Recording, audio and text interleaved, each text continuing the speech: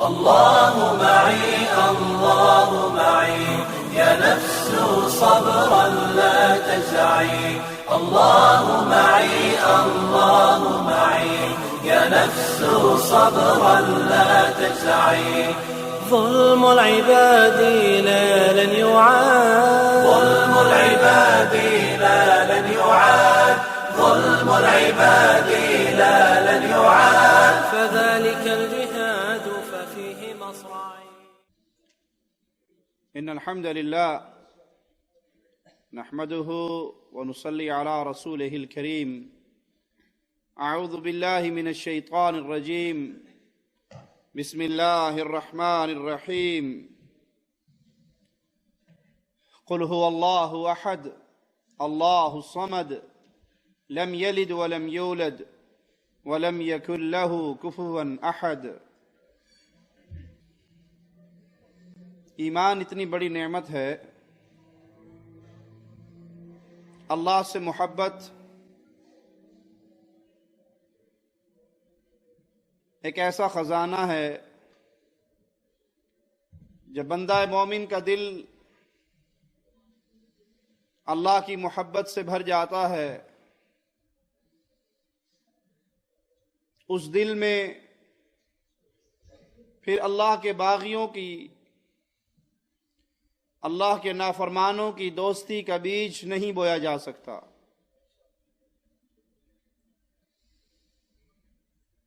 اور جن کو اللہ ذلیل کرے، جن کو اللہ دھتکار دے، اہل ایمان کے لیے جائز نہیں کہ ان کے ساتھ قربت اختیار کریں۔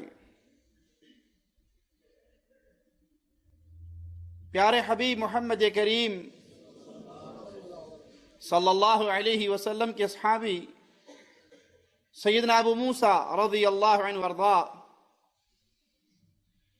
ایک لڑکے کو اپنا کاتب مقرر کر لیتے ہیں۔ سیدنا فاروق اعظم رضی اللہ عنہ وارضاہ ان کو خبر ملتی ہے تو وہ پوچھتے ہیں کہ آپ نے اس کو اپنا کاتب کیوں مقرر کیا ہے؟ آپ جانتے نہیں کہ یہ اہل شرک میں سے ہے، اللہ کے باغیوں میں سے ہے؟ تو سیدنا ابو موسیٰ فرمانے لگے، مجھے اس کے دین کے ساتھ کیا غرض ہے؟ میری تو کتابت کرتا ہے نا، مجھے تو کام سے کام رکھنا ہے، اس کا دین اس کے ساتھ، میری تو ملازمت کرتا ہے صرف اس کام کی۔ تو جواب میں فرماتے ہیں کہ تم ان کو عزت دیتے ہو جن کو اللہ نے ذلیل کیا ہے، اور اس عمل پہ شدید ناراض ہوئے اور کہا اسے اپنے پاس سے نکال دو۔ پھر قرآن حکیم کی یہ آیت تلاوت فرمائی، یا ایھا الذین آمنوا لا تتخذوا بطانة من دونکم، اے اہل ایمان، ایمان والوں کے علاوہ کسی کو دوست نہ بناؤ، کسی سے دوستی کرنے کی آپ کو اجازت نہیں۔ اللہ کی شریعت میں اگر آپ ایمان والے ہیں تو آپ کے لیے لازم ہے کہ دوستی کرتے ہوئے اہل ایمان کو ہی تلاش کرو۔ تو سیدنا ابو موسیٰ رضی اللہ عنہ وارضاہ اس کاتب کو اپنے پاس سے نکال دیتے ہیں۔ یہ درس ہے امت اسلامیہ کے لیے۔ فاروق اعظم رضی اللہ عنہ وارضاہ کا یہ واقعہ مسلمانوں کو جھنجھوڑنے کے لیے کافی ہے۔ آپ نے اس عمل کو بھی برداشت نہیں کیا۔ جس کو اللہ ذلیل کرے اس کو کوئی عزت نہ دے اہل ایمان میں سے، تو وہ کہاں گئے؟ اور ان کی ٹوٹی پھوٹی دلیلیں کہاں گئی جو اپنے سٹیج کی زینت اہل شرک کو بناتے ہیں، اپنے جلسوں کی صدارت اہل شرک کے حوالے کرتے ہیں، اپنے جلوسوں کی رہنمائی اہل شرک کے حوالے کرتے ہیں۔ نہ صرف یہ کہ وہ سٹیج کی زینت بنتے ہیں بلکہ عوام الناس کے لیے انہیں رہبر، قائد اور باعزت القابات سے نوازا جاتا ہے۔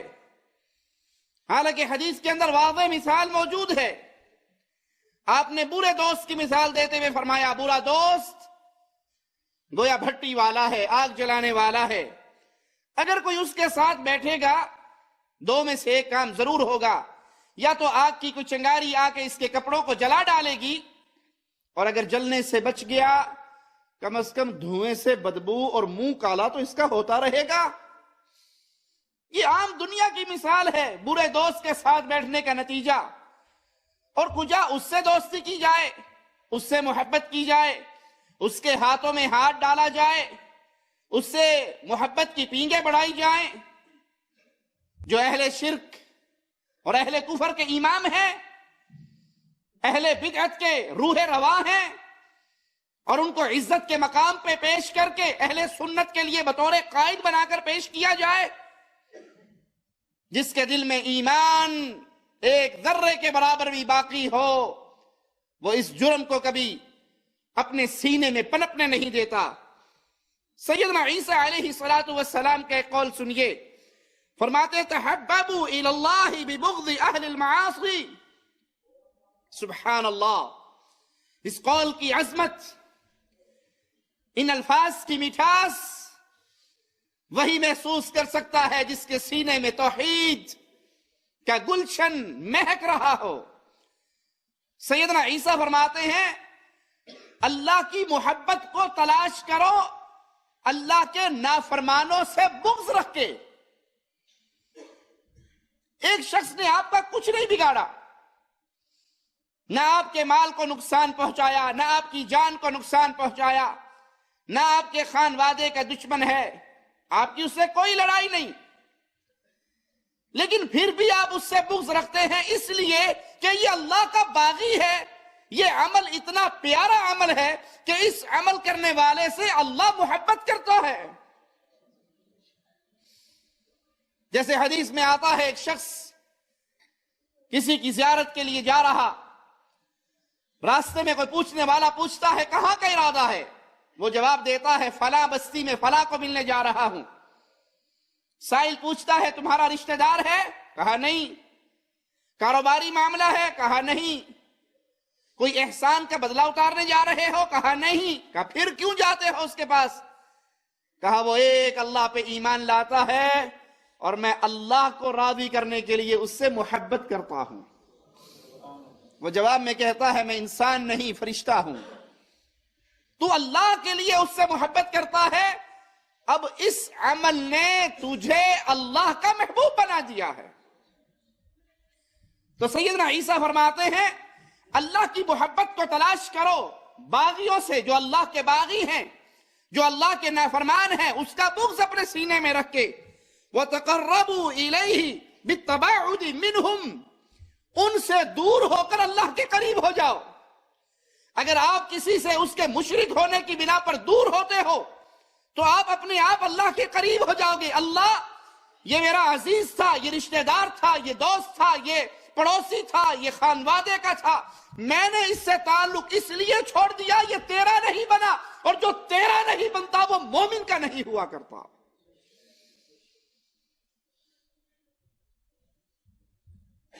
قیدی ہے، انصاری صحابی اس قیدی کو جکڑ رہا ہے، یہ حالت کفر پہ ہے، قریب سے اس کا سگا بھائی گزرتا ہے جو مسلمان ہو کے پیارے حبیب کے دامن میں آ چکا ہے، اپنے انصاری بھائی سے کہتا ہے اس کو زور سے باندھنا، اللہ کے اس دشمن کو زور سے باندھنا، اس کی ماں کے پاس بڑا پیسہ ہے، چھڑانے آئے گی تو بہت کچھ بیت المال میں جمع کرا کے جائے گی۔ وہ تڑپ اٹھتا ہے، کہتا ہے میں تیرا ماں جایا ہوں، میں تیرا سگا بھائی ہوں، ہم نے ایک چھاتی سے دودھ پیا ہے، جو مجھے باندھ رہا ہے وہ میرا دشمن ہے، تو اسے بھائی کہہ رہا ہے، سگے بھائی کو دشمن کہہ رہا ہے، یہ کیا ہے؟ کہا وہ لا الہ الا اللہ پڑھ کے میرا بھائی بن چکا ہے، تو اس کلمہ کو چھوڑ کر بھائی ہوتے ہوئے دشمن بن چکا ہے۔ اللہ سے محبت، اللہ کا پیار، اس کو تلاش کرو، اللہ کے نافرمانوں سے بغض رکھ کے اللہ کے قریب ہو جاؤ، نافرمانوں سے دور ہو کے وَالْتَمِسُوا مَرْضَاتِهِ بِسَخَطِهِمْ، اہل شرک کو ناراض کر کے اللہ کو راضی کرو۔ اگر آپ اہل شرک سے، اہل بدعت سے، جن کی بدعت کفر تک پہنچ رہی ہے، اہل کفر سے اس لیے ناراض ہوتے ہو کہ انہوں نے اللہ کی شریعت کو چھوڑ دیا، انہوں نے توحید کے عقیدے کو چھوڑ دیا، یہ اللہ کی وحدانیت کی سچی دعوت کو ٹھکرا رہے ہیں، آپ ان کو ناراض کر رہے ہو، آپ کا یہ عمل اللہ کو راضی کر رہا ہے۔ اللہ کے پیارو، اللہ کے پیارے بننا چاہتے ہو تو اللہ کے نافرمانوں سے الگ ہو جاؤ۔ سوال کرنے والے سیدنا عیسیٰ علیہ السلام سے سوال کرتے ہیں، قالوا یا روح اللہ من نجالس، اہل معاصی سے، اہل شرک اور اہل بدعت سے، اللہ کے نافرمانوں اور اللہ کے باغیوں سے اگر ہم دور ہوں، من نجالس، پھر بیٹھے کس کے ساتھ، پھر دوستی کن کے ساتھ کریں، پھر مجلس کس کی اٹینڈ کریں، پھر دوست کس کو بنائیں؟ سیدنا عیسیٰ علیہ السلام جواب دیتے ہیں، پھر ان سے دوستی کرو جن کے پاس بیٹھنے سے تمہیں اللہ یاد آئے، جن کے پاس بیٹھنے سے تمہیں علم ملے، جن کے پاس بیٹھنے سے تم آخرت کو یاد کرو۔ اللہ کے پیاروں سے پیار کرو اور اللہ کے باغیوں سے نفرت کرو۔ یہاں پہ مسئلہ سمجھانے کے لیے عرض کر دوں، نفرت کرنے سے مراد یہ نہیں ہے کہ آپ اہل شرک کو برے القابات سے پکارنا شروع کر دیں، جس کو دیکھیں اسے کہو مشرک ہو، بے ایمان ہو، بدعتی، نہیں، یہ معنی نہیں ہے، قطعاً اس کا کوئی غلط مفہوم یہ نہ سمجھے۔ اس سے مراد یہ ہے کہ آپ کے دل کے اندر اہل شرک کی کبھی محبت نہیں ہوگی، معنی کبھی اس کے پیچھے نماز نہیں پڑھو گے، کبھی اسے اپنی بیٹی بہن کا رشتہ نہیں دو گے، کبھی اس کی حالت شرک پہ موجود اس کی بیٹی کو، اس کی بہن کو اپنے نکاح میں قبول نہیں کرو گے، وہ مر جائے گا، اس کا جنازہ نہیں پڑھو گے، اسے اہل توحید کے قبرستان میں دفن ہونے کا حق نہیں دو گے۔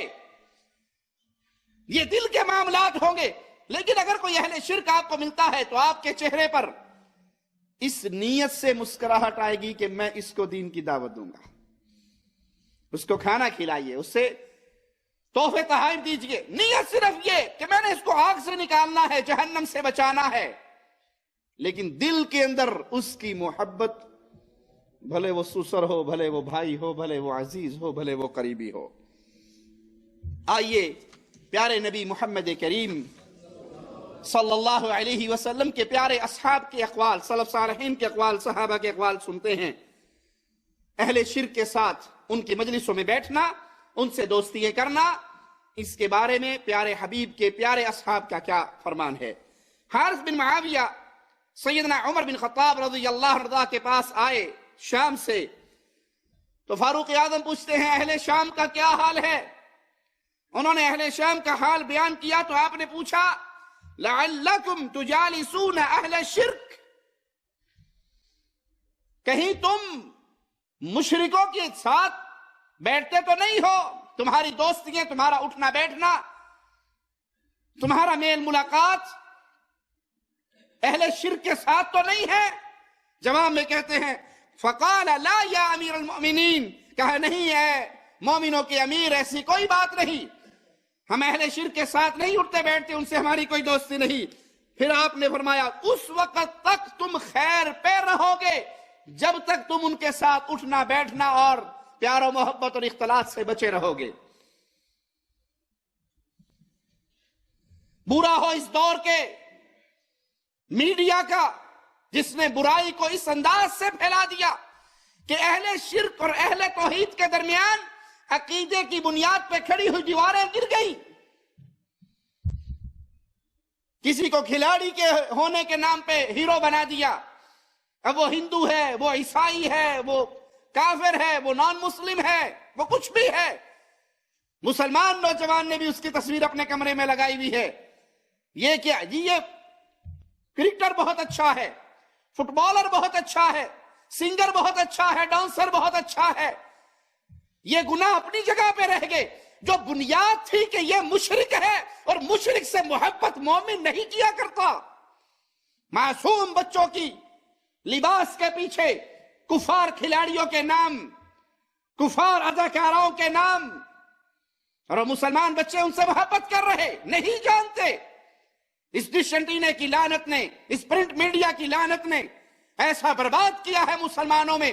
وہ جو توحید کی بنیاد پہ نفرت اور دوستی کی بنیادیں تھی ان کو کھوکھلا کر ڈالا. کسی کو کسی کی بالنگ پسند ہے، کسی کو کسی کی بیٹنگ پسند ہے، کسی کو کسی کا تھرکنا پسند ہے، کسی کو کسی کی آواز پسند ہے. وہ ایمان اور عقیدہ اور توحید سب کو سائیڈ پر رکھ کے صرف اس پوائنٹ پہ اس سے دوستی کرتا ہے. یہ اسلام ہے؟ یہ اہل ایمان کا طریقہ کار ہے؟ فاروق اعظم فرماتے اس وقت تم بھلائی پہ رہو گے جب تک تم ان سے بچے رہو گے. ترمذی، ابو داؤد اور ابن ماجہ میں ہے، ایک شخص نے آ کر عبداللہ ابن عمر سے کہا رضی اللہ عنہما، فلاں آدمی نے آپ کو سلام کہا ہے. قربان جائیں ابن عمر کی بصیرت پہ. پوچھتے ہیں مجھے پتہ لگا ہے وہ تو بدعتی انسان ہے، وہ بدعتی ہے جو مجھے سلام کہہ رہا ہے، کیا یہ خبر صحیح ہے؟ سلام کہنے والے نے کہا ہاں صحیح ہے، اس نے بدعت کا ارتکاب کیا ہے. کہا جب تو اس کے پاس واپس جائے تو اسے ابن عمر کا سلام نہ کہنا. اہل ایمان کو سلام کہتے ہیں، جواب بھی دیتے ہیں، لیکن مومن کے دل میں اللہ کے باغی کے لیے جذبات کیا ہوتے ہیں؟ کہا اس نے محمد علیہ السلام کے دین کو بدلا ہے، جب تو واپس جائے تو اسے نہ کہنا تجھے عبداللہ ابن عمر نے سلام کہا ہے. اور میں نے رسول اللہ صلی اللہ علیہ وسلم سے سنا یکون فی امتی فی هذه الامہ خسف ومسخ وقذف فی اہل القدر. میں نے رسول اللہ صلی اللہ علیہ وسلم سے سنا. روایت کے الفاظ پہ غور کیجئے اللہ کے لیے، ان کو اپنے دلوں میں اتاریے. یکون فی امتی او فی هذه الامہ خسف ومسخ وقذف فی اہل القدر.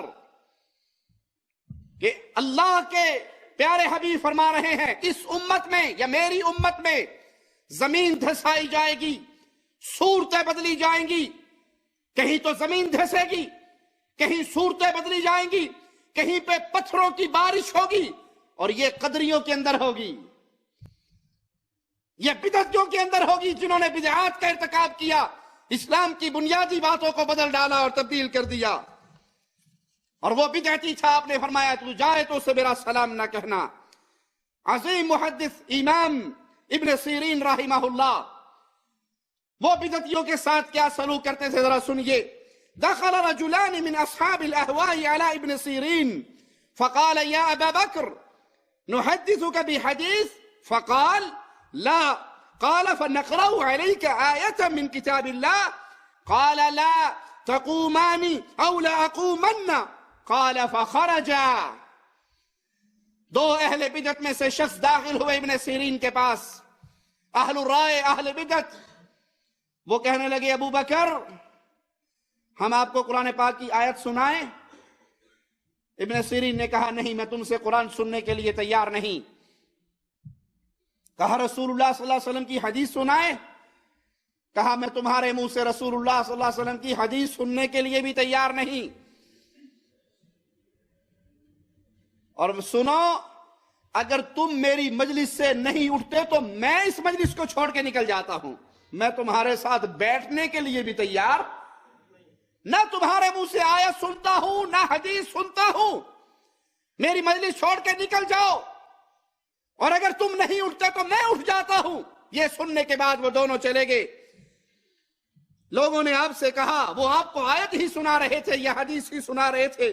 آپ نے فرمایا میں ڈر گیا کہیں وہ آیت پڑھنے کے بعد اس میں تحریف نہ کر دیں. آپ دین لینا چاہتے ہیں ایسے آدمی سے جو اہل شرک اور بدعت کا امام ہے، اگر اس سے دین لینے کے خواہش مند ہیں تو آپ کو کیا پتا وہ کتنی جھوٹی باتیں ایک سچی کے ساتھ ملا کے آپ کے سامنے رکھ دے اور آپ اس کو پہچان نہ سکیں. لہذا دین جب بھی لیجئے اہل توحید سے لیجئے، اہل شرک سے نہیں. امام قرطبی رحمہ اللہ فرماتے ہیں کچھ اہل بدعت نے ایوب سختیانی رحمہ اللہ سے کہا اسمع منی کلمہ، میری ایک بات سنو گے؟ وقت کے محدث اور امام ہیں اور کہا جا رہا ہے میرا ایک جملہ ایک کلمہ آپ کو سنانے کے لیے آیا ہوں. فأعرض عنه وقال ولا نصف كلمة. ایوب سختیانی رحمہ اللہ نے اس بدعتی کی بات سن کے اپنا منہ موڑ لیا اور کہا تو مجھے ایک جملہ سنانا چاہتا ہے، میں تیرا آدھا جملہ سننے کے لیے بھی تیار نہیں ہوں. میں جانتا ہوں تو نے دین محمد صلی اللہ علیہ وسلم میں اضافہ کیا ہے، تو بدعتی ہے، تیرے اندر خیر نہیں، میں تیری کوئی بات سننے کے لیے تیار نہیں، اور چہرہ موڑ لیا. فضیل بن عیاض رحمہ اللہ فرماتے ہیں صاحب بدعت سے جو محبت کرتا ہے، صاحب بدعت سے جو محبت کرتا ہے، اللہ اس کے عملوں کو برباد کر دیتا ہے اور اس کے دل سے اسلام کا نور نکال دیتا ہے. اگلا جملہ بڑا سخت ہے، جو اپنی بیٹی کا نکاح کسی بدعتی کو دیتا ہے وہ قطع رحمی کرتا ہے، وہ رحم کو توڑ رہا ہے، رشتوں کو توڑ رہا ہے. جو اپنی بیٹی کا نکاح کسی بدعتی کو دیتا ہے وہ قطع رحمی کر رہا ہے. اور جو بدعتی کے ساتھ بیٹھتا ہے، بدعتی کے ساتھ دوستی کر کے صرف بیٹھنے کا نتیجہ یہ نکلتا ہے، اس کی نحوست ایسی ہوتی ہے کہ اس کے دل سے حکمت کو چھین لیا جاتا ہے.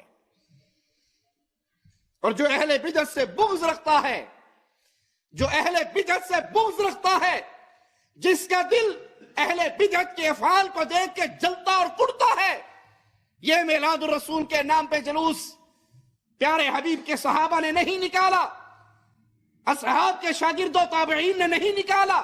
جن ادوار کے بارے میں محمد کریم نے گارنٹی دیتے ہوئے کہا بہترین دور محمد رسول اللہ کا صلی اللہ علیہ وسلم، پھر اس کے بعد آنے والا، پھر اس کے بعد آنے والا، ادوار خالی ہیں.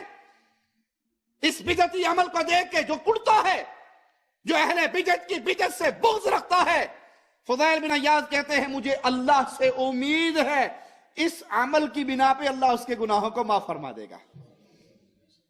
صحیح مسلم میں ہے سیدنا عبداللہ ابن عمر رضی اللہ عنہما سے جب قدریوں کے بارے میں سوال کیا گیا، انہوں نے فرمایا جب تم ان سے ملو تو انہیں بتا دینا ابن عمر کا تمہارے ساتھ کوئی رشتہ نہیں ہے، ابن عمر تم سے بری ہے، تم ابن عمر سے بری ہو. فضیل بن عیاض فرماتے ہیں لا تجالس مع صاحب بدعہ فإنی اخاف ان تنزل علیہ اللعنہ. کبھی بدعتی کے ساتھ نہ بیٹھو، میں ڈرتا ہوں اس پہ اللہ کی لعنت برس رہی ہوتی ہے. کسی بدعتی کے ساتھ نہ بیٹھو، اگر تم اس کے ساتھ بیٹھتے ہو تو یاد رکھو بدعتی پر تو اللہ کی لعنت برستی ہے. جب تم اس کے ساتھ اس کی دوستی کی فضا میں بیٹھو گے تو اس لعنت سے کیسے بچو گے؟ عبداللہ ابن عباس رضی اللہ عنہما فرماتے ہیں لا تجالس اہل الاہواء فإن مجالستهم ممرضة للقلوب. کبھی بدعتیوں کے ساتھ، اہل اہواء کے ساتھ نہ بیٹھو، ان کے ساتھ بیٹھنے سے دل بیمار ہو جاتا. جب آپ کو پتا ہے ایک شخص کا یہ وہ عمل کر رہا ہے جو شریعت اسلام میں نہیں ہے، محمد کریم نے نہیں کیا صلی اللہ علیہ وسلم، وہ عمل کرنے والا، وہ بدعت کرنے والا زبان حال سے کہتا ہے یا تو نبی بھول گئے یا نبی نے چھپا لیا، یا نبی کو پتا تھا نبی چھپا گئے.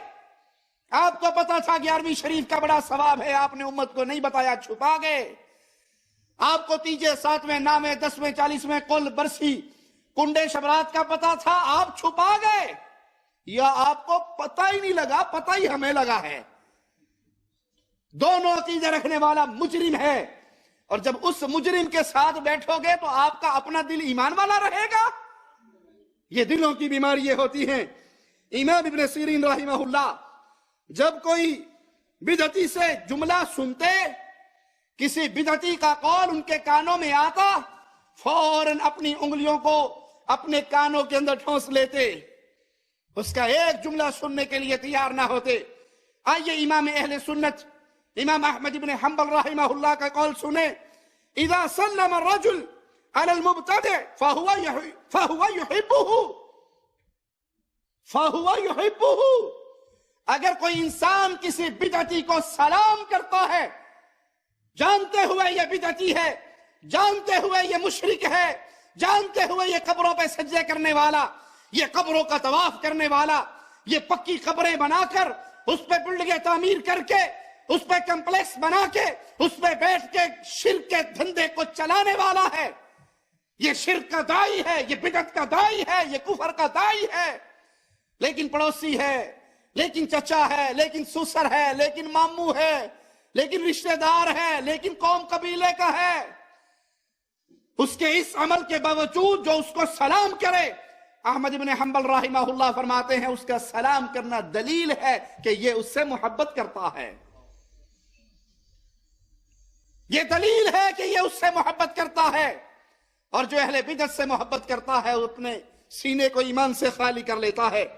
امام شاطبی رحمہ اللہ کا فرمان سنیے, کہتے ہیں بدعتی کو اگر کوئی عزت دے, بدعتی کو اگر کوئی عزت دے, اپنے سٹیج کی زینت بنائے, اپنے جلسے کا صدر بنائے, اپنے جلوس کا رہبر بنائے, اس کو مائک ممبر عطا کرے, مذہبی رہنما کا خطاب دے, اس کے دو نقصان ہوں گے. پہلا نقصان تو یہ ہے, جاہل عوام جب یہ دیکھے گی کہ ایک بدعتی کی عزت کی جا رہی تو وہ یہ عقیدہ رکھے گے کہ یہ بدعتی عام لوگوں سے اچھا انسان ہے, اور جس چیز پر وہ ہے وہ اپنے علاوہ باقی لوگوں سے بہتر ہے, تو یہ چیز جاہل عوام کو اس کے پیچھے چلائے گی. جب آپ ایک بدعتی کو مائک پہ بلانے سے پہلے کہو گے ہم مذہبی رہنما کو بلا رہے ہیں, ہم عظیم دانشور کو بلا رہے ہیں, عظیم قائد کو بلا رہے ہیں, اور وہ اہل شرک میں سے ہے, وہ اہل بدعت میں سے ہو, وہ یا علی مدد کے نعرے لگانے والا ہو, وہ شرک اور بدعت کا دائی ہو, جب آپ اس کو عزت کے القابات سے نوازو گے, آپ کے سامنے بیٹھ کر آپ سے دین حنیف سیکھنے والے لوگ آپ کے منہ سے جب اس کی تعریف سنیں گے وہ اس سے محبت کریں گے یا برا جانیں گے؟ محبت کریں گے. یہ محبت انہیں اس کے پیچھے چلنے پہ مجبور کر دے گی. بدعتی کو عزت دینے کا پہلا نقصان. دوسرا, اگر بدعتی کی عزت اس کی بدعت کی وجہ سے دی جا رہی ہے, اگر اس کو عزت اس لیے کر رہے ہو کہ اس نے بڑا عظیم کام شروع کیا ہے, اس کی بدعت کی عزت کرنے کی بنا پہ اس کی عزت کر رہے ہو, تو سنو, یہ سنتوں کو مٹانے والا عمل, بدعات کو رواج دینے والا عمل, اور اسلام کو بعین ہی گرا دینے والا عمل ہے. کسی کے برے فعل کی اگر تعریف آپ کرتے ہو, اس کو عزت کا مقام اس لیے دیتے ہو کہ اس نے اس بدعت کو ایجاد کیا ہے, تو آپ نے اسلام کی بلڈنگ کو ڈھا دیا, آپ نے سنتوں کو مٹا دیا اور بدعات کو رائج کر دیا. قال ابن عوف الذي يجالس اهل البدع اشد علينا من اهل البدع, جو بدعتیوں سے محبت کرتا ہے ہمارے نزدیک وہ بدعتیوں سے بڑا مجرم ہے. بدعتی تو بدعت کر اس لیے رہا ہے کہ وہ اس کو دین سمجھتا ہے, ایمان سمجھتا ہے, گناہ نہیں سمجھتا, ثواب سمجھتا ہے. لیکن جس کو اس کی بدعت کا علم ہے, جس کو اس کے بد عقیدوں کا علم ہے, اس کے باوجود اس سے محبت کر رہا ہے, تو یہ مجرم زیادہ بڑا ہے. یہ جان بوجھ کے علم ہوتے ہوئے جس کے لیے دل میں محبت کی فضا نہیں ہونی چاہیے تھی اس کو پیدا کر رہا ہے. امام احمد بن حنبل رحمہ اللہ سنت کی محبت میں عجیب جملہ کہتے ہیں, غور سے سنیے, لا غیبت لاصحاب البدع, بدعتیوں کی کوئی غیبت نہیں ہوتی. اکثر یہ طعنہ دیتے ہیں اہل بدعت, اجی آپ ہمارے بزرگوں کی غیبت کرتے ہیں, آپ ہمارے بزرگوں کے خلاف بات کرتے ہیں تو یہ ان کی غیبت ہے, غیبت حرام ہے. امام اہل سنت امام احمد بن حنبل فرماتے ہیں بدعتیوں کی غیبت غیبت نہیں ہوتی. اور یہاں پہ یہ بات یاد رکھیے, ہم جب بھی کلام کرتے ہیں وہ کسی پر بھی ہو, اللہ کی توفیق سے, اللہ کے فضل سے, اللہ کی رحمت سے, اس کی رحمت سے ہماری زبان کسی انسان کی ذاتی زندگی پہ کبھی دراز نہیں ہوتی. اس کے ذاتی معاملات, کوئی چور ہے, کوئی شرابی ہے, کوئی زانی ہے, کوئی ڈاکو ہے, کوئی بدماش ہے, ہمارا اس سے کوئی لینا دینا نہیں. اس کی ذاتی زندگی کیا ہے ہم کبھی اس پہ کلام نہیں کرتے, نہ ہمیں اجازت ہے اس چیز کی. اس کے ذات کا معاملہ اس کے اللہ کے ساتھ ہے. لیکن اگر کسی کا قول کسی کو جنت سے دور کر رہا ہو, کسی کی تقریر, کسی کی کتاب, کسی کی تحریر دین محمد میں تبدیلی کرنے کا سبب بن رہی ہو، رب محمد کی قسم وہ کائنات کا کوئی بندہ بھی ہو، ہمیں محمد کے دین کی حفاظت کرنی ہے، ہم کرتے رہیں گے۔ ہمیں برا کہو تمہیں حق ہے، اگر ہم کسی کی شخصیت پہ انگلی اٹھائیں، کسی کا نام برا کہہ کے پکاریں، کسی کو گالیاں دیں، جو تمہارے پیروں کا حال ہے کہ بیت اللہ کا طواف کرتے بھی وہ تعلیم دیتا ہے پیر علاؤدین صاحب کہ بیت اللہ کا طواف کر رہے ہو دعائیں یاد نہیں تو وہابیوں کو گالیاں ہی دے لو۔ واقعی ہم ان کے پیچھے نماز نہیں پڑھتے، یہ میں نے کہا کہ واقعی آپ نے سچ کہا، ہم ان کے پیچھے نماز نہیں پڑھتے کہ ہم مسلمان ہیں، انہوں نے ہمیں کافر کہا ہے، اور جو بندہ کسی مسلمان کو کافر کہے اور اس میں کفر نہ ہو تو کہنے والا کافر ہو جاتا ہے۔ وہ چونکہ ہمیں کافر کہتے ہیں، ہم ہیں نہیں، وہ اس لیے ہو گئے کافر، تو مسلمان کی اقتداء کافر کے پیچھے نہیں ہوتی، اس لیے ہم نماز نہیں پڑھتے۔ میں نے کہا وہ ان کے پیچھے واقعی ہم نماز نہیں پڑھتے، تو کہنے کہ یہ غلطی ہے۔ اس نے کہا تم کافر ہو، اس نے کہا یہ غلطی ہے چونکہ ساری دنیا پیچھے پڑتی ہے۔ میں نے کہا صرف ایک بات بتا دیں، صرف ایک بات، ساری دنیا کو یہ نہیں پتا کہ اس کنویں میں گدھا مرا پڑا ہے اور کئی مہینوں کا ہے اور 2 کتے بھی ہیں اس میں، وہ ڈول نکالتے ہوئے پیتے جاتے ہیں۔ آپ نے خود دیکھا ہے اس میں 1 گدھا اور 3 کتے مرے پڑے ہیں، تو آپ پیئیں گے؟ نہیں۔ سارا جان پیتا ہے، تم کیوں نہیں پیتے؟ لما لا تشرب الماء من ذلك البئر، اس کنویں سے تم پانی کیوں نہیں پیتے؟ اس نے کہا کہ میں خود دیکھ رہا ہوں کہ اس میں غلاظت ہے۔ میں نے کہا ہم اس لیے نماز نہیں پڑھتے کہ ان کے اندر غلاظت ہے۔ میں جاتا ہوں، حضرات لوگ سنتیں پڑھتے ہیں، وقت سے پہلے میں سنتیں پڑھ لیتا ہوں، وقت سے پہلے فرض بھی پڑھ لیتا ہوں، ان کے ساتھ ویسے ہی کھڑا ہو جاتا ہوں۔ اور میں ایک دوسری گل دساں، گل سن چنگی نہ لگ سی لیکن چونکہ میری گل ہے اور ان میں پردہ نہیں چھوڑتا، ان میں دستہ جانا کہتا ہوں۔ ایک آدمی میرے کو پوچھا کہ جی میں نے کعبہ شریف سے دعاواں نہیں آمدیاں طواف دیاں تے کراں کی؟ لوگ کتاباں چکی پیتے، میں وہ کتاباں نہ کس پڑھے آج تک لگ دیں 2 تکے، نہ کتاب تے نہ حساب تے زبانی پڑھ، کچھ نہیں آمدہ، کچھ نہیں۔ واللہ سمت اللہ میں ٹھیک کہہ رہا ہوں، میں کہ تو کچھ بھی نہیں آمدہ، کچھ بھی نہیں آمدہ۔ میں کہا بسم اللہ بھی پوری نہیں آمدی، تو پھر بابیاں نو گالاں کٹدا پھر چل توڑی ایسی تھی، چلو توڑی ایسی تھی، تو پہلے رمل ترے رمل ہونے کے اچھل دے دوڑ دے تو بھی اسی طرح کرتا نہ گالاں کٹی گا، توڑی بنیاد رکھن والے دی ایسی دیکھیں یہ تو پھر گناہ اسی میں ہے، گناہ نہیں ہونے لگا تیرے پچھلے معاف ہو سن کہ اللہ فرشتے نے کیسی یہ سیان گیا میرے تے میرے نبی دے دشمنوں معاف کرو اس میں۔ حضرات اب میں پھر اعلان ببانگے دخل بڑے وثوق اور اعتماد کے ساتھ کہتا ہوں، میرا وہی عقیدہ ہے جو قبلہ پیر عرفان شاہ صاحب۔ لیکن وابیت کے ساتھ اتفاق کرنا، شیعت کے ساتھ اتفاق کرنا اپنی قیامت کو غرق کرنے والی بات ہے۔ شخصیات کو گالیاں دینا تمہارا کام ہے، محمد بن عبد الوہاب رحمت اللہ علیہ کو گالیاں دینا تمہارا کام ہے، علماء اہل سنت کو دجال کذاب کے ناموں سے پکارنا تمہارا کام ہے۔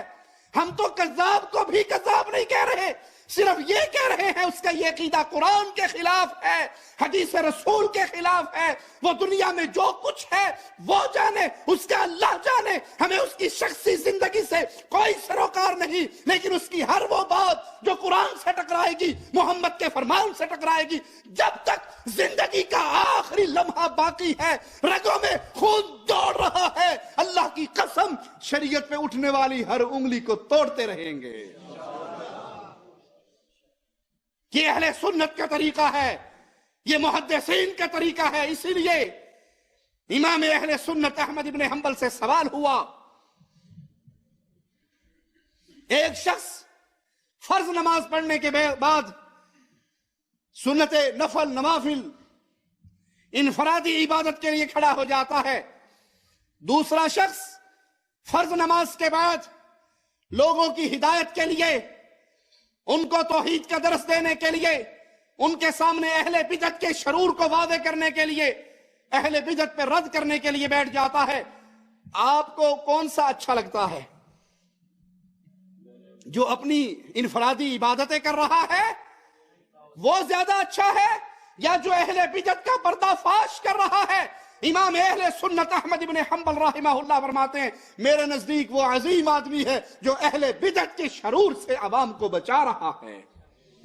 امام ابن جوزی رحمہ اللہ امام اہل سنت احمد ابن حنبل رحمہ اللہ کے بارے میں فرماتے ہیں امام احمد سنت کے ساتھ شدت سے محبت کرتے تھے اور بدعت سے شدت سے منع کرتے تھے۔ اگر کسی اچھے آدمی سے بھی خلاف سنت کوئی عمل ہو جاتا، اگر کسی اچھے آدمی سے بھی خلاف سنت کوئی عمل ہو جاتا تو اسے رد کرتے، اس کو نصیحت کرتے اور اس کو دین کے لیے نصیحت کرنا جانتے۔ آئیے دیکھیں شریعت اسلامیہ اہل سنت کو، اہل الحدیث کو، اہل توحید کو کیا درس دیتی ہے؟ اہل بدعت کے ساتھ کیسے معاملات رکھے جائیں؟ کیا انہیں اپنے جلسوں کی رونق بنایا جائے، اپنے سٹیج ان کے حوالے کیے جائیں، ان کو قوم کا رہبر بنایا جائے، ان کو مذہبی اور سیاسی قائدین کے القابات سے نوازا جائے؟ ہمارا ان کے ساتھ بہیو کیا ہو، سلوک کیا ہو، معاملہ کیا ہو؟ شریعت ہمیں درس دیتی ہے سب سے پہلے اہل شرک اور اہل کفر ان سے لا تعلقی اور دشمنی کا اعلان ہو۔ قرآن حکیم کی آیت کو سنیے، لا تجد قوم یؤمنون باللہ، لا تجد قوم یؤمنون باللہ والیوم الآخر یوادون من حاد اللہ ورسولہ ولو كانوا آباءهم او ابناءهم او اخوانهم او عشیرتهم۔ آپ کبھی بھی اہل ایمان میں ایسے لوگ نہیں پائیں گے، مومنوں میں ایسے لوگ نہیں ہو سکتے جو ان سے محبت کریں۔ مومن جو اللہ پر ایمان لائے، جو آخرت پہ ایمان لائے، وہ ان سے کبھی محبت نہیں کر سکتا جو اللہ سے دشمنی کرے اور اللہ کے رسول سے دشمنی کرے صلی اللہ علیہ وسلم۔ اگرچہ وہ اللہ اور اس کے رسول سے دشمنی کرنے والا سگا باپ ہو، بھائی ہو، بیٹا ہو، رشتہ دار ہو، تلوار نیام سے نکلی ہوئی ہے، رئیس المنافقین کے مسلم مومن فرزند کی مدینے کی دہلیز پہ کھڑے ہیں، گزرنے والے کو گزرنا دیتے ہیں، بابا جب آتا ہے تلوار کو سینے پہ رکھ دیتے ہیں۔ بابا تو نے کہا تھا مدینہ جا کر عزت والے ذلیلوں کو نکال دیں گے، تیری نیت تو یہ تھی کہ نعوذ باللہ تو عزت والا ہے، اور نعوذ باللہ ثم نعوذ باللہ امام الانبیاء عزت والے نہیں ہیں۔ تو نے کہا تھا عزت والے ذلیلوں کو نکال دیں گے، تو ذلیل ہے، محمد عزت والے ہیں، قدم کو آگے بڑھایا، تلوار سے تیری گردن کو اڑا دوں گا، تو تب داخل ہوگا جب عزت والے محمد تجھے آنے کی اجازت دیں گے صلی اللہ علیہ وسلم۔ یہ ایمان ہے۔ مومن کبھی اہل شرک سے، منافقوں سے، مشرکوں سے، بدعتیوں سے محبت نہیں کر سکتے۔ دوسرے الفاظ میں کہنے دیجئے مومن کبھی اللہ کے قرآن حکیم کا یہ درس ہے۔ پیارے حبیب علیہ السلام کے اصحاب کی سیرت اس کے مطابق ہے۔ امام قرطبی رحمہ اللہ فرماتے ہیں امام مالک رحمہ اللہ نے اس آیت سے قدریہ سے جو اس دور کے بدعتی گروہ تھا اس سے نفرت کرنے، ان کی صحبت کو ترک کرنے پہ دلیل پکڑی۔ اس بدعتی جماعت سے نفرت کرنے اور الگ ہونے کے لیے دلیل قرآن حکیم کی یہ آیت۔ امام مالک فرماتے ہیں اللہ تعالیٰ کی اس فرمان کی وجہ سے قدریہ کے ساتھ، بدعتیوں کے ساتھ مت بیٹھو اور ان سے اللہ کے لیے دشمنی کرو، اللہ کے لیے۔ اللہ کی قسم، قبر کے پجاریوں نے، پیروں کو سجدہ کرنے والوں نے، تعزیے کو پوجنے والوں نے ہمارا کیا بگاڑا ہے؟ ہماری ذات کی ان سے کیا لڑائی ہے؟ ہماری دل ان کی نفرت سے اس لیے بھرے ہوئے ہیں کہ وہ رب کے باغی ہیں۔ ہماری ان سے بغض و عداوت کی وجہ اللہ کی محبت ہے۔ اللہ کے لیے امام مالک فرماتے ہیں اہل بدعت سے نفرت کرو. امام قرطبی فرماتے ہیں یہاں قدریہ جیسے تمام ظالم اور نافرمان اور بدعتی قیامت تک آنے والے اس حکم میں داخل رہیں گے. دوسرا حکم، اہل بدعت کی اقتداء میں نماز جائز نہیں. جس کی بدعت کفر کی حد تک پہنچتی ہو اس کے پیچھے نماز ادا نہیں کی جائے گی. اگر کوئی کرتا ہے تو وہ نماز باطل ہے اس کی، اور پڑھی ہوئی نماز کو دہرانا واجب ہے. جن کا عقیدہ ہے اے اللہ جو تو ہے وہ میں ہوں، جیسے فضائل صدقات حصہ دوم صفحہ 558 پہ مولوی صاحب نے لکھا، اے اللہ جو تو ہے وہ میں ہوں، میں اور تو خود شرک در شرک ہے. یہ وحدت الوجود کا عقیدہ ہے، یہ کفر ہے عقیدہ. جو قبروں سے فیض کے قائل ہوں، جو عقیدہ رکھے کہ قبر پہ سلام کرو ہاتھ نکلتا ہے ملانے کے لیے، قبر سے روٹی ملتی ہے، قبر سے کھانا ملتا ہے، قبر والا سارا کچھ کر دیتا ہے. جو شرک کے دعات ہیں، جو بدعقیدگی کے دعات ہیں، جو وحدت الوجود کے عقیدے کو مانتے جانتے عمل کرتے دعوت دیتے اس بدعقیدگی کا دفاع کرتے ہیں، ان کے پیچھے نماز پڑھنا جائز نہیں ہے. نماز تو دور کی بات ہے، اہل شرک کو مسجد بنانے کی اجازت اسلام نہیں دیتا. آئیے رب کا کلام سنتے ہیں. ما كان للمشركين ان يعمروا مساجد الله شاهدين على انفسهم بالكفر اولئك حبطت اعمالهم وفي النار هم خالدون. مشرکوں کے لیے جائز نہیں، شرک کرنے والوں کے لیے جائز نہیں. اللہ کی ذات و صفات و عبادت میں اپنے پیر فقیر بابے بزرگ ملائکہ جن انس کسی کو بھی شریک کرتے ہوں، جو اللہ کی ذات و صفات و عبادت میں کسی اور کو شریک کرتے ہیں، ان کے لیے جائز نہیں وہ مسجدیں بنائیں. وہ تو خود اپنے اوپر کفر کی شہادت دے رہے ہیں. یہی وہ لوگ ہیں جن کے سب اعمال ضائع اور ہمیشہ کی جہنم میں رہنے والے. مسجدیں بنانا کس کا حق ہے؟ انما یعمر مساجد اللہ. مسجدیں کون آباد کرے گا؟ مسجدیں کون بنائے گا؟ یہ حق کس کا ہے؟ من آمن باللہ، جو سب سے پہلے اللہ پر ایمان لائے، جو تسلیم کرے اللہ ہمارا رب ہے، وحدہ لا شریک لہ، تنہا یکتا اللہ ہے، اس کا کوئی شریک نہیں. نہ عزیر اس کا بیٹا ہے، نہ عیسیٰ علیہ السلام اس کے فرزند اور بیٹے ہیں، نہ محمد رسول اللہ صلی اللہ علیہ وسلم اس کے نور کا ٹکڑا ہے.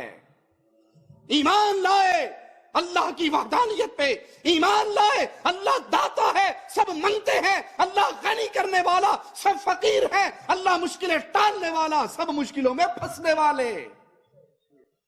مشکل کشا اللہ کے علاوہ، حاجت روا اللہ کے علاوہ، بگڑی بنانے والا اللہ کے علاوہ، کشتی پار لگانے والا اللہ کے علاوہ، عبادت کے لائق اللہ کے علاوہ، حاکم اعلی اللہ کے علاوہ، قانون بنا کر اپنے بندوں کو پابند کرنے والا، اس قانون پہ عمل کرو، اللہ کے علاوہ کوئی اور نہیں ہے.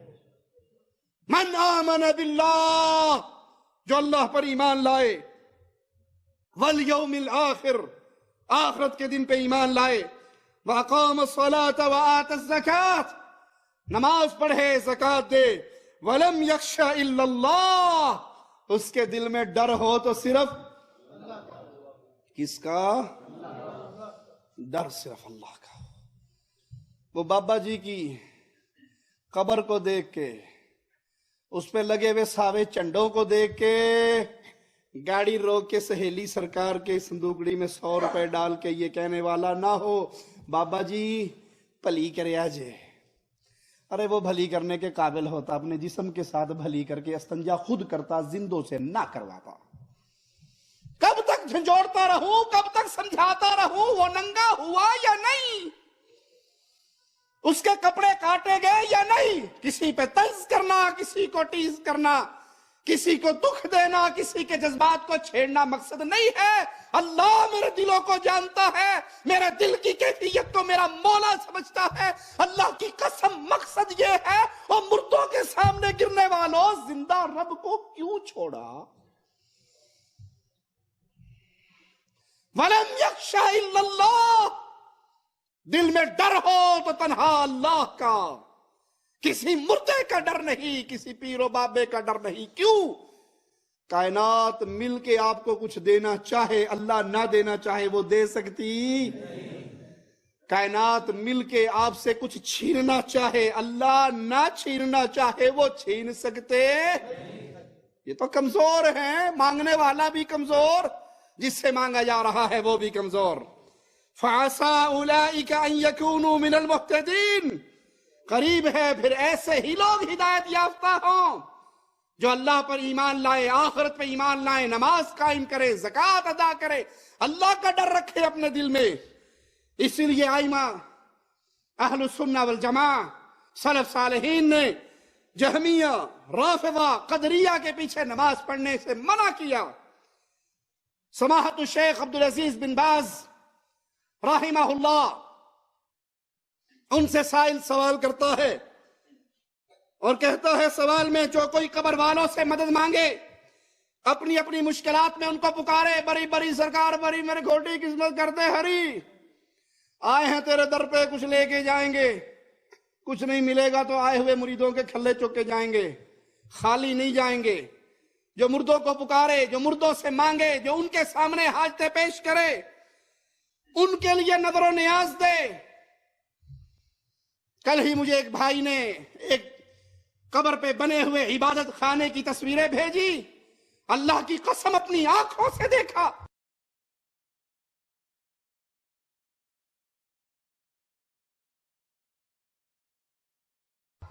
انہوں نے اپنے پیر کا نام لکھا ہوا ہے، پیر اللہ سائیں۔ اے امت اسلام، اے کلمہ پڑھنے والے مسلمانوں، تم نے اپنے مردوں کے نام بھی اللہ کے نام پہ رکھ دیے۔ یہ شرک کا طوفان کہاں بریک لگائے گا؟ ارے کوئی ہے امت میں نوجوان جو شرک اس طوفان کے سامنے اپنے سینے کو تان کے کھڑا ہو اور یہ اعلان کرے جب تک زندہ رہوں گا توحید کی دعوت دیتا رہوں گا، شرک سے روکتا رہوں گا؟ کوئی ہے ایسا جس کی جیب اللہ نے بھری ہو، اللہ نے مال دیا ہو، اور وہ اپنے اللہ سے عہد کرے ہمارے ان جملوں کو سن کے کہ اللہ تو نے مال دیا ہے تیری توحید کی دعوت کے لیے، میں اپنے مال کو، اپنی جان کو، اپنی صلاحیتوں کو، اپنی زندگی کو، اپنی سانسوں کو تجھے بیچتا ہوں، تیری جنت کے لیے سودا کرتا ہوں۔ اللہ جو کچھ ہمارے پاس ہے سب کچھ قبول کر کے اپنی جنت عطا فرما دے۔ ہمارا مال خرچ ہو تو تیرے لیے، ہماری جانیں صرف ہوں تو تیرے لیے، ہماری سانسیں صرف ہو تو تیرے لیے، ہمارا لہو اس زمین پہ گرے تو تیرے لیے۔ اتنا شرک! پیر اللہ سائیں، مردوں کا نام تم نے اللہ کے نام پہ رکھا، یہ جرم تو ابو لہب نے نہیں کیا، مشرکین مکہ نے نہیں کیا، جو آج اسلام کے نام پہ ہو رہا ہے۔ ان قبروں کے لیے نظر و نیاز کرتا ہو، کیا ایسے شخص کے پیچھے نماز جائز ہے؟ تو سماحت الشیخ عبدالعزیز ابن باز رحمہ اللہ ان کی قبر کو جنت کا باغ بنائے، اللہ ان کو کروٹ کروٹ جنت عطا فرمائے، ان کی قبر کو اپنے فضل و کرم سے جنت کا باغ بنا دے۔ وہ جواب میں فرماتے ہیں ایسے شخص کے پیچھے نماز جائز نہیں ہے، اور یہ شیخ کا فتویٰ 9336 نمبر فتویٰ ہے۔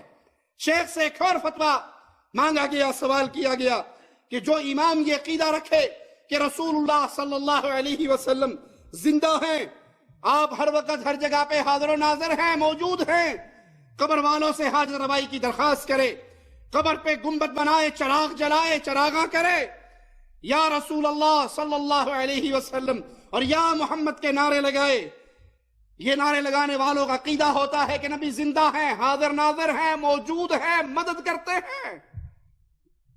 یہ نعرے لگائے، رفع الیدین اور بلند آواز سے امین کہنے والوں سے ناراض ہو اور انہیں وہابی کے القابات سے نوازے، وضو اور اذان میں نبی صلی اللہ علیہ وسلم کا نام آئے تو درود پڑھنے کی بجائے انگوٹھے چومے، ایسے امام کے پیچھے نماز پڑھنے کا کیا حکم ہے؟ تو سماحت الشیخ عبدالعزیز بن باز رحمہ اللہ فرماتے ہیں ایسے عقائد کے حاملین شخص کے پیچھے نماز پڑھنا جائز نہیں، اور اگر کوئی نمازی ان کے عقائد کو جانتے ہوئے بھی ان کے پیچھے نماز پڑھتا ہے تو اس کی نماز باطل ہے، صحیح نہیں ہے، اسے لازم ہے اپنی نماز کو لوٹائے، کیونکہ سوال میں بیان کردہ اکثر عقیدے کفریہ اور شرکیہ اور بدعیہ ہیں اور اس توحید کے خلاف ہیں جسے دے کر اللہ نے انبیاء کی جماعت کو بھیجا اور اللہ نے جس توحید کو اپنی کتابوں میں نازل فرمایا۔ اہل بدعت اور اہل شرک کے سلام کا جواب دینا جائز نہیں۔ امام اہل سنت احمد بن حنبل رحمہ اللہ، ان سے کسی نے پوچھا میرا پڑوسی رافضی ہے، کیا میں اسے سلام کہہ سکتا ہوں؟ فرمایا نہیں، اسے سلام کہنا جائز نہیں، اگر وہ سلام کرے اس کا جواب دینا بھی جائز نہیں۔ جو اللہ کے کلام کو سچی کتاب نہ مانے، جو پیارے نبی صلی اللہ علیہ وسلم کے اصحاب کو اہل ایمان نہ مانے، اس کے لیے کوئی عزت اور حق نہیں ہے اسے سلام کیا جائے یا اس کے سلام کا جواب دیا جائے۔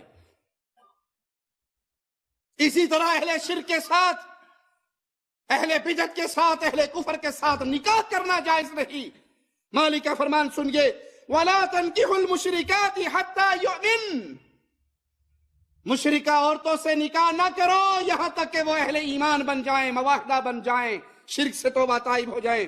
وَلَأَمَةٌ مُؤْمِنَةٌ خَيْرٌ مِّن مُشْرِكَةٍ وَلَوْ أَعْجَبَتْكُمْ، آزاد مشرکہ سے غلام لونڈی مومنہ عورت زیادہ اچھی ہے، بھلے تمہیں وہ آزاد مشرکہ اچھی لگتی ہو۔ اے اہل توحید نوجوانوں، اللہ کے لیے اپنے ماں باپ کو پیار محبت سے سمجھاؤ۔ جب وہ رشتہ داری کرنے پہ آئیں کہ ابا آپ کی ہر بات مانوں گا، لیکن اگر آپ یہ ضد کریں کہ میں کسی مشرکہ سے نکاح کر لوں، بھلے وہ میرے چچا کی بیٹی، میری پھوپھی، خالہ، ماموں کی بیٹی کیوں نہ ہو، ابا جان میں آپ کی یہ بات نہیں مان سکتا، اور آپ کا یہ نہ ماننا اس وقت والدین کی نافرمانی نہیں ہے۔ شادی صرف عورت مرد کا معاملہ نہیں ہے، نسل کا معاملہ ہے، اولاد کی تربیت کا معاملہ ہے۔ ماں اگر مشرکہ رہے گی تو اولاد تو برباد ہو جائے گی۔ کسی مشرکہ سے نکاح نہ کرو، ڈٹ جاؤ، شرط ہی ایک لگاؤ، خان مل جائے ٹھیک، سید مل جائے ٹھیک، نہیں ملتا ہمارے مخالف ذات کیوں نہ ہو مل جائے، لیکن میں جب بھی کروں گا مومنہ سے کروں گا۔ مسلمان بہن تجھے حق دیا ہے اللہ نے، تیری رضامندی کے بغیر نکاح نہیں ہو سکتا۔ اپنے والدین کے سامنے ایمان کی چٹان بن کے اڑ جا کہ ابو جان آپ کے گھر میں بھائی کے دہلیز پہ کماری بیٹھے بیٹھے مرنا منظور ہے، کسی مشرک کے نکاح میں جانا منظور نہیں ہے۔ کیوں؟ قرآن منع کر رہا ہے، کسی مولوی ملا کے ڈائلاگ نہیں ہے، شیخ و حضرت کی بات نہیں ہے، قرآن منع کرتا ہے وَلَا تَنْكِحُوا الْمُشْرِكَاتِ، مشرکہ عورتوں سے نکاح نہ کرو۔ اور اسی طرح مردوں کے لیے حکم ہے وَلَا تُنْكِحُوا الْمُشْرِكِينَ، مشرک مردوں سے بھی نکاح نہ کرو حَتَّى يُؤْمِنُوا، یہاں تک کہ وہ ایمان نہ لے آئے۔ وَلَعَبْدٌ مُؤْمِنٌ خَيْرٌ مِّن مُشْرِكٍ وَلَوْ أَعْجَبَكُمْ، مومن مرد نہ آزاد ملے کسی غلام مومن سے کر لو، آزاد مشرک سے نہ کرنا۔ وجہ کیوں نہ کیا جائے؟ قرآن حکیم کی آیت کو سامنے رکھیں، اولئک یدعون الی النار واللہ یدعو الی الجنۃ والمغفرۃ بإذنہ ویبین آیاتہ للناس لعلہم یتذکرون، یہ تو نار کی طرف بلانے والے ہیں، یہ جہنم کی طرف بلانے والا ہے، اللہ اپنی رحمت، مغفرت اور جنت کی طرف بلانے والا ہے، اور اپنی نشانیوں کو کھول کھول کے بیان کر رہا ہے تاکہ نصیحت پکڑنے والے نصیحت پکڑ لیں۔ اس آیت کی تفسیر میں سعودی عرب کے کبار علماء کی لجنہ دائمہ وہ فرماتی ہے کہ آیت مبارکہ میں جس شرک کا ذکر ہے اس میں وہ لوگ بھی آ جاتے ہیں جو اللہ مالک کے علاوہ کسی جن یا فوت شدہ انسان یا دور دراز مقام پہ موجود شخصیت سے فریاد کرتے ہیں، جو غیر قرآنی تعویذ، جن تعویذوں میں یا علی یا حسن یا فاطمہ یا حسین یا جبرائیل یا میکائیل 1 2 4 5 7 گنتیاں، غیر قرآنی تعویذ جو لکھے ہوئے، جو شرک ہی شرک ہے، جو ان تعویذوں کو پہنتا ہے، امید رکھتا ہے، اس سے شفا کا بھروسہ رکھتا ہے، شفا کی امیدیں رکھتا ہے، بیماریاں ٹلنے کی امیدیں رکھتا ہے، اس میں غلو کرتا ہے۔ اسی طرح اس آیت میں وہ لوگ بھی آ جاتے ہیں جن میں بت پرستوں والے طور طریقے پائے جائیں۔ جس طرح نبی صلی اللہ علیہ وسلم کی بعثت سے پہلے لوگ غیر اللہ کی عبادت کرتے تھے، ان کے لیے نظر مانتے تھے، ان کے لیے جانور ذبح کرتے تھے، دوسری قربانیوں کے ذریعے ان کی قربت حاصل کرنے کی کوشش کرتے تھے، ان سے گڑ گڑا کر آ کر رو رو کر مانگتے تھے۔ اللہ کی قسم، جائیے پنجاب کے مریدوں کے اس منظر کو دیکھیے، پیر بیٹھا ہوا ہے اور 200-250 کے افراد کے اندر مجموعہ پورا چلتا ہوا لشکر آ رہا ہے، اور اس پیر کے سامنے، اس زندہ پیر کے سامنے وہ ایسے سجدے میں گرتے ہیں جیسے مسلمان نماز میں اللہ کے سامنے سجدہ کرتا ہے، اور وہ دھاڑے مار مار کے روتے ہیں اپنے پیر کو منانے کے لیے۔ ارے یہ تو کفار مکہ کی عادت تھی، کلمہ پڑھنے والوں تم کیوں برباد ہو گئے؟ بسم اللہ الرحمن الرحیم، اللہ کے نام سے شروع جو بہت مہربان رحم والا۔ لو انزلنا هذا القرآن على جبل لرأيته خاشعا متصدعا من خشية الله وتلك الأمثال نضربها للناس لعلهم يتفكرون هو الله الذي لا إله إلا هو عالم الغيب والشهادة هو الرحمن الرحيم هو الله الذي لا إله إلا هو الملك القدوس السلام المؤمن المهيمن العزيز الجبار المتكبر سبحان الله عما يشركون هو الله الخالق البارئ المصور له الأسماء الحسنى يسبح له ما في السماوات والأرض وهو العزيز الحكيم۔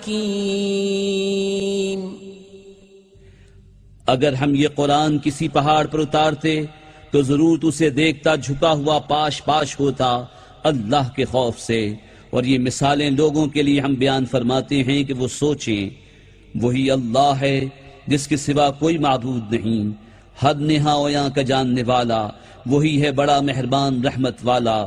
وہی ہے اللہ جس کے سوا کوئی معبود نہیں، بادشاہ نہایت پاک سلامتی دینے والا، امان بخشنے والا، حفاظت فرمانے والا، عزت والا، عظمت والا، تکبر والا۔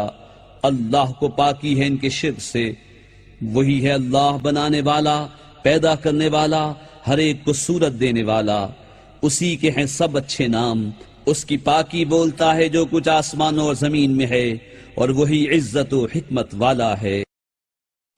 قال أفتعبدون من دون الله ما لا ينفعكم شيئا ولا يضركم أف لكم ولما تعبدون من دون الله أفلا تعقلون إن الله لا يغفر أن يشرك به ويغفر ما دون ذلك لمن يشاء قال أفتعبدون من دون الله ما لا ينفعكم شيئا ولا يضركم أف لكم ولما تعبدون من دون الله أفلا تعقلون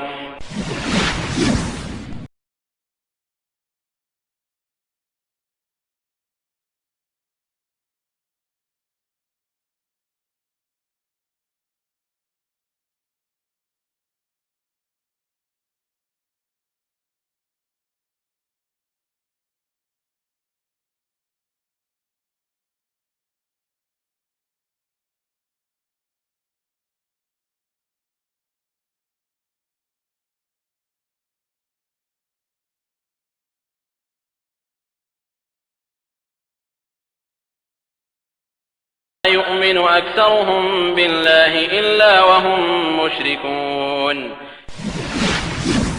وترى المجرمين يومئذ مقرنين في الأصفاد سرابيلهم من قطران وتغشى وجوههم النار. کیوں زبانوں پہ تالے پڑ گئے؟ کیوں کلمے خاموش ہو گئی؟ کیوں ڈرانے والے اپنے ہاتھوں کو روک کے بیٹھ گئے؟ انسان اپنے جیسے مجبور انسان کے قدموں میں گر کے یہ سمجھے یہ کچھ کرنے والا ہے. یہ کفار مکہ کی عادت تھی، وہ اس وقت کے بتوں کے سامنے گڑ گڑایا کرتے تھے، حاجتیں پوری کرتے تھے، برکت حاصل کرنے کے لیے درختوں کو تبرک کے طور پہ ہاتھ لگاتے، اسلحہ ٹانگتے، درختوں کو پتھروں کو پوجتے، قبروں کا طواف کرتے، اور ان اعمال کے ذریعے وہ کسی فائدے کے حصول یا کسی نقصان کو ٹالنے کے لیے یہ سارے اعمال کرتے. اب جو شخص بھی یہ عمل کرے گا وہ اسی طرح کے مشرکوں میں شامل ہوگا جس طرح کے مشرکوں کا ذکر قرآن حکیم کی آیت میں ہے. ایسے افراد کو مومن خواتین کا رشتہ دینا جائز نہیں. سید کی بنیاد پہ اپنی بیٹی کا نکاح کرنے والوں، پٹھان، خان، راجپوت، ارائی اور مغل کی بنیاد پہ بیٹیوں کے نکاح کرنے والوں، اگر تمہارا ہونے والا داماد مشرک ہے، ہو سکتا ہے تمہاری بربادی کے لیے یہی ایک گناہ قیامت کے دن کافی ہو جائے. مومنہ بیٹی کا نکاح دینا اسے جائز نہیں حتیٰ کہ وہ خالص ایمان قبول کرے اور یہ مشرکہ بدعات کو، شرکیہ اعمال کو ترک کرے. مومن مرد کے لیے بھی جائز نہیں کہ ایسے عقیدوں کی حاملہ مشرکہ لڑکی سے نکاح کرے، ان سے توبہ کرے، یہاں تک کہ وہ اس شرک، بدعات، خرافات سے باز نہ آ جائے. فتویٰ نمبر 6460. آئیے امام مالک رحمہ اللہ کا فرمان سنیں. ان کے دور کے اندر بہت سے بدعتی فرقوں کا وجود ہو گیا تھا.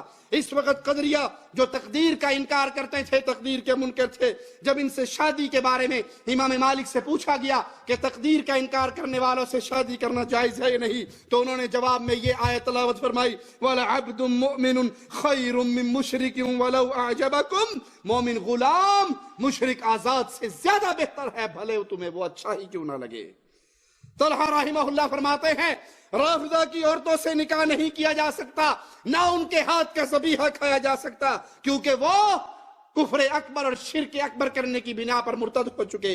شیخ الاسلام ابن تیمیہ رحمہ اللہ سے جب مشرکوں کی عورتوں سے نکاح کرنے پر کا معاملہ پیش ہوا تو انہوں نے اجماع نقل کیا کہ ان سے نکاح نہیں ہو سکتا، اور فرمایا اما المشرکون فاتفقت الامہ علی تحریم نکاح نسائہم.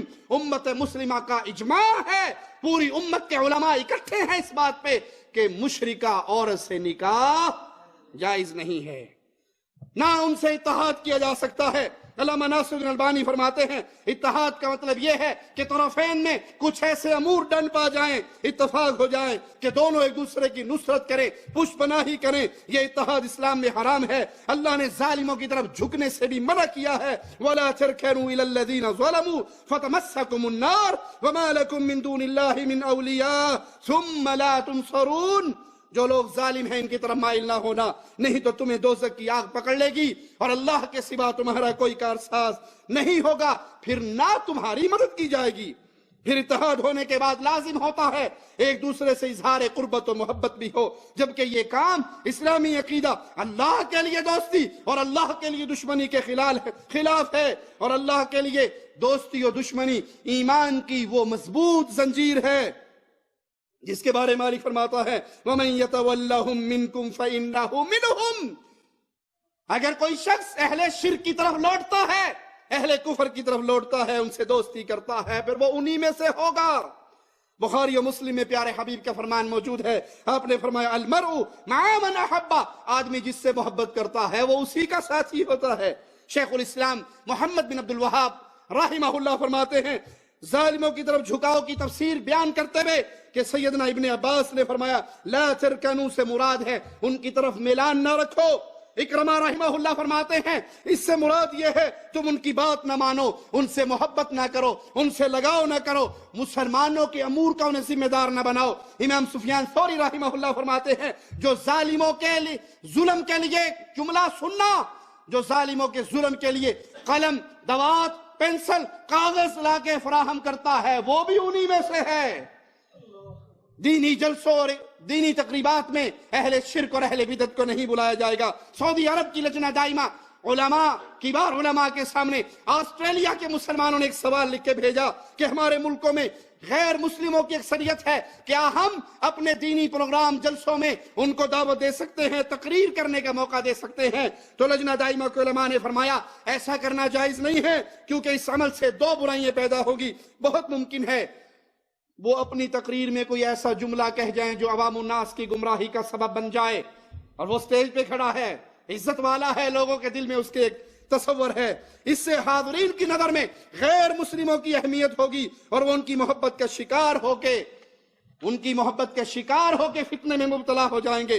اسی طرح اہل شرک اور اہل بدعت اور اہل کفر کی احترام اور تعظیم نہیں ہو سکتی۔ قرآن پاک میں مالک فرماتا ہے وَلِلَّهِ الْعِزَّةُ وَلِرَسُولِهِ وَلِلْمُؤْمِنِينَ وَلَكِنَّ الْمُنَافِقِينَ لَا يَعْلَمُونَ۔ عزت تو اللہ کے لیے ہے، اس کے رسول کے لیے ہے، اللہ کے رسول پہ ایمان لانے والوں کے لیے ہے، لیکن منافق اس کو نہیں سمجھتے۔ دوسرے مقام پہ غور کیجئے، مالک فرماتا ہے بشر المنافقین بان لهم عذابا علیما، منافقوں کو خوشخبری دو، ان کے لیے دردناک عذاب ہے۔ الذین یتخذون الکافرین اولیاء من دون المؤمنین ایبتغون عندهم العزہ فإن العزة للہ جمیعا، جن کی یہ حالت ہے وہ مسلمانوں کو چھوڑ کر کافروں سے دوستی کرتے ہیں، کیا وہ ان کے پاس عزت تلاش کرتے ہیں؟ ساری کی ساری عزت کا مالک تو اللہ ہے، ساری عزتیں اللہ کے پاس ہے اور ساری عزتوں کا مالک اللہ ہے۔ جب اللہ عزت کا مالک ہے، جس کو چاہے عزت دے، جس کو چاہے ذلیل کرے، تو کافروں کے پاس عزت تلاش کرنے کے لیے نہیں جایا جا سکتا۔ یاد رکھیے ان الذین یحادون اللہ ورسولہ اولئک فی الاذلین، جو اللہ اور اس کے رسول سے جنگ کرتے ہیں، دشمنی کرتے ہیں، وہ تو ذلیل ہیں، وہ کسی کو کیا عزت دیں گے۔ اسی طرح سیدنا عائد بن عمر کا یہ واقعہ سنیے اور اس سے دلیل پکڑیے۔ اسلام اتنا غیرت مند دین ہے، کسی مشرک کا نام کسی مسلمان سے پہلے بھی اسلام برداشت نہیں کرتا۔ سیدنا عائد بن عمر فرماتے ہیں فتح مکہ کے موقع پہ ابو سفیان جو ابھی تک اسلام نہیں لائے تھے، وہ رسول اللہ صلی اللہ علیہ وسلم کی خدمت میں حاضر ہوئے۔ کسی صحابی نے کہا ابو سفیان اور عائد بن عمر آ رہا ہے، اللہ کے نبی نے فرمایا نہیں، یوں کہو عائد بن عمر اور ابو سفیان آ رہا ہے۔ پہلے نام صحابی کا لو، بعد میں مشرک کا نام لو۔ پیارے حبیب علیہ السلام نے مسلمان سے پہلے، مومن سے پہلے کسی کافر کے نام کی تقدیم بھی برداشت نہیں کی۔ اسلام اس سے قوی ہے، اسلام بلند ہے، اس میں کوئی دوسرا مذہب غالب نہیں ہو سکتا، بلند نہیں ہو سکتا، کفار کی مدح سرائی نہیں ہو سکتی۔ شیخ صالح فوزان فرماتے ہیں کفار کے باطل عقائد فاسد دین میں غور کیے بغیر ان کی مدح سرائی کرنا، ان کی تہذیب و تمدن کی تعریف کرنا، ان کے ظاہری اخلاق اور مہارت سے متاثر ہو کے ان کی تعریف کرنا، ان سے دوستی کرنے کے مترادف ہے۔ ان کے لیے استغفار اور رحمت کی دعا نہیں ہو سکتی۔ مالک فرماتا ہے ما كان للنبی والذین آمنوا ان یستغفروا للمشرکین، نہ نبی کے لیے جائز، نہ اہل ایمان کے لیے جائز کہ وہ مشرکوں کے لیے مغفرت کی دعا کرے، بھلے ان کے قریبی رشتہ دار ہی کیوں نہ ہو۔ سیدنا علی کا واقعہ سنن نسائی میں موجود ہے، سنیے۔ انہوں نے ایک شخص کو اپنے مشرک ماں باپ کے لیے دعا کرتے ہوئے دیکھا تو منع کیا، تیرے ماں باپ مشرک تھے، ان کی مغفرت کی دعا نہ کر۔ اس نے کہا ابراہیم علیہ السلام نے بھی تو اپنے مشرک باپ کے لیے دعا کی تھی۔ سیدنا علی نے یہ واقعہ رسول اللہ صلی اللہ علیہ وسلم کو سنایا۔ اس وقت قرآن حکیم کی یہ آیت نازل ہوئی وَمَا كَانَ اسْتِغْفَارُ إِبْرَاهِيمَ لِأَبِيهِ إِلَّا عَن مَّوْعِدَةٍ وعدها إياه فلما تبين له أنه عدو لله تبرأ منه إن إبراهيم لأواه حليم۔ ابراہیم علیہ السلام نے جو اپنے باپ کے لیے دعا کی تھی، وہ ایک وعدہ تھا جو انہوں نے اپنے باپ سے کر لیا تھا، اس کو پورا کیا۔ جب انہیں علم ہوا کہ وہ اللہ کا دشمن مرا ہے تو فوراً ابراہیم علیہ السلام اس سے برات کرنے لگے اور اس سے بیزار ہونے لگے۔ شیخ صالح فوزان حافظہ اللہ فرماتے ہیں اللہ تعالیٰ نے ان کے لیے استغفار، اہل شرک اہل کفر جس کی بدعت کفر تک پہنچتی ہے وہ سب اس میں شامل ہے، ان کے لیے استغفار اور رحمت کی دعا کرنا حرام قرار دیا ہے۔ کیونکہ ان کے لیے استغفار اور رحمت کی دعا کرنے میں ان کی محبت اور ان کے دین کے اعتراف کو شامل کرتا ہے۔ اللہ سے دعا ہے اللہ ہمارے گناہوں کو معاف فرمائے، اللہ ہماری خطاؤں کو معاف فرمائے، اللہ ہماری سیاہ کاریوں کو معاف فرمائے، اللہ ہمارے سینے میں ایمان کی شمع کو جلائے رکھے، جب تک زندگی رہے ایمان پلے میں رہے۔ اللہ زندگی کے ہر اس لمحے سے ہم تیری پناہ میں آتے ہیں کہ انسان کا دل ایمان سے خالی ہو۔ اللہ اپنی محبت عطا فرما دے، اللہ اپنی محبت عطا فرما دے، اللہ اپنی محبت عطا فرما دے۔ اللہ ہر اس بندے کی محبت عطا فرما دے جو تجھ سے محبت کرتا ہو۔ اللہ اپنے پیارے حبیب کی محبت دے دے، اللہ اپنے پیارے رسول کی محبت عطا فرما دے۔ اللہ ہمارے دلوں کو پیارے حبیب کی آل اصحاب کی محبت سے بھر دے، اہل بیت اور اصحاب رسول کی محبت سے بھر دے۔ اللہ ہم بڑے گناہگار ہیں، اللہ ہم بڑے خطا کار ہیں، اللہ ہم بڑے سیاہ کار ہیں۔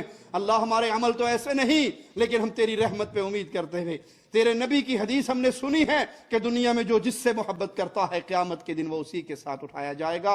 اللہ تجھے تیرے پیارے ناموں کا واسطہ ہے، ہمیں قیامت کے دن محمد کریم صلی اللہ علیہ وسلم، اصحاب محمد الرسول اللہ، اہل بیت محمد الرسول اللہ کا پڑوس جنت الفردوس میں عطا فرمانا۔ اقول قولی ھذا واستغفر اللہ لی ولکم ولسائر المسلمین فاستغفروه انه هو الغفور الرحیم۔ الداعيات إلى الهدى المؤمنات الصادقات، الداعيات إلى الهدى المؤمنات الصادقات، نور تجلى